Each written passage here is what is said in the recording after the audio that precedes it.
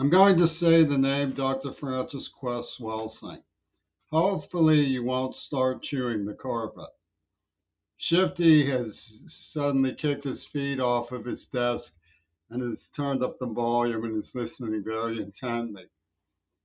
Wolves have begun howling. They're expecting immense dividends from discrepancy. I believe it was Dr. Francis Cross Welsing who coined the term violence initiative experiment. That's the end of it.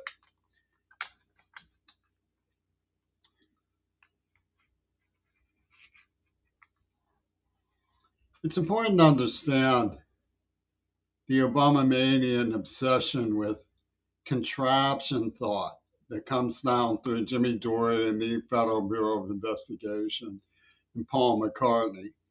You have a whole set of establishment figures lined up to say, well, we know John Lennon died. Okay, you know John Lennon died, and you know that I know he didn't. You know that I know that he was in on this. And so they have swept me off the stage and made me a disgrace and tortured me and brutalized me and put me into an early grave. And they haven't disgraced themselves a jot.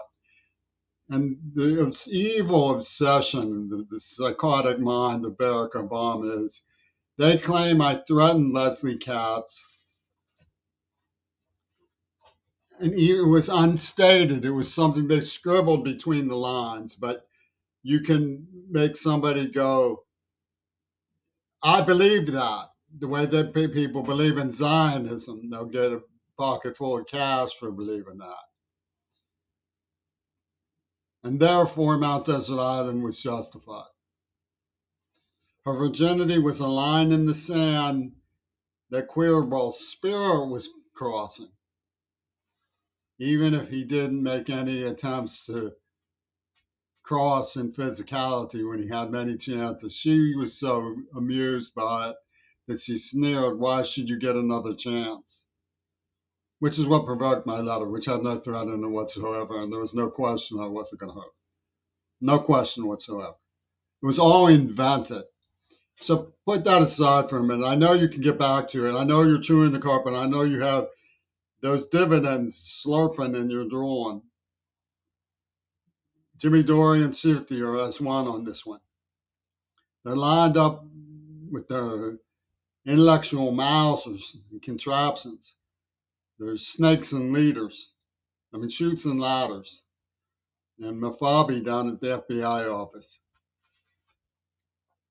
They have everything going for the clay pigeon who they castrated. Put that aside for a minute. What they're doing is putting up an obstruction to the fact that there was significant evidence that I can showcase easily that my investigation was down and dirty and very risky, but intelligent, and turned up evidence that the whole spiel, the whole cock and bull show, was a setup for the AIDS attack. And I warned people that Israel was engaged in a revenge operation for the German against the history of the German Holocaust towards the Jews. And these lopers, these ingenious, maniacal market force hawkers, ignored that. So they could say, no, we're scribbling between the lines that there was a plausible threat. So what did they do? They tormented, tortured, drove me into seizures, poisoned me, and said, he's got to make a threat. He's got to make Barack Obama was the Mo Larry Cheese. Mo Larry Cheese. He's got to make a threat. If we don't get him on a threat, he can say nonviolence. They finally, what they call got your goat. That's the Harvard expression from one of these Zionist creeps. Magna cum thaws. By Ripper murdering Shannon Harps. And I said, makes me want to break every bone in your body or something like that. They said, aha, say, Cuervo. And they needed that to retroactively justify 26 years of hard labor and torture. They're not going to give up now.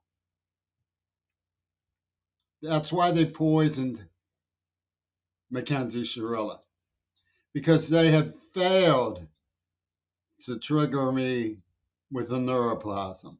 So they wanted to prove that it could be done. They could prove the psycho-emotive forces discovered in Attica State Prison by Bernard Wademaker and Cyril Wecht and used on Ry Creary's boy at Pitt to amuse the NAACP pedophile sexcapades that they call provincial norm among drug zombies in Pittsburgh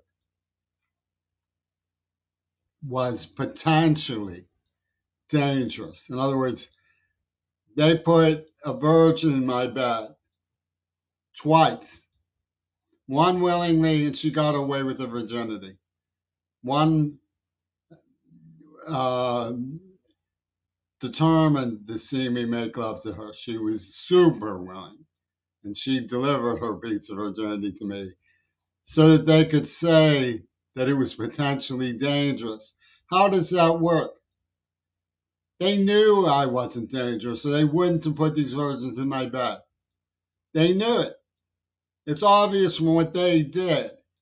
So they needed to have these psychomotive forces working in some sort of like Hitler-Reagan mousetrap game operation so that they could justify peeping Tom pornographic genocide videos and the True Virgins Pussy Ball war game and coming down on the side of Gail Burstyn and Midori Goto, who were very conspicuously partners, and saying that even though Gail Burstyn and Midori Goto were the war game to kill John Lennon would have been behind them because he believed in the sisters that were lining up to get Mick Jagger's baby at a honky tonk.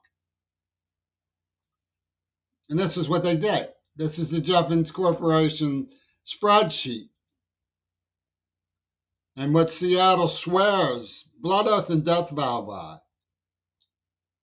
Murder, rape, torture, gangbang, slander, pornographic genocide, Palantir invasion of privacy, weasel words by lesbians, cold-blooded lies, misconstructions, and of course, paranoid schizophrenic diagnosis while they assemble their little hat trick of analogy structures for logical positivists vying with the University of Pittsburgh from the Harvard Crimson, for example, and Penis Gabriel's Bath University, because they're covering for how they built momentum for the genocide in Gaza. They are covering. They are evoking the John Lennon standard. John Lennon is waving the flag of momentum for the genocide in Gaza. Defense of the Israeli war machine.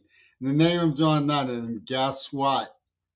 They have Palestinian intellectuals from New York on the phone with Yoko Ono, laughing. We really pulled it, didn't we? We really pulled it. They're in Sandbaggra law.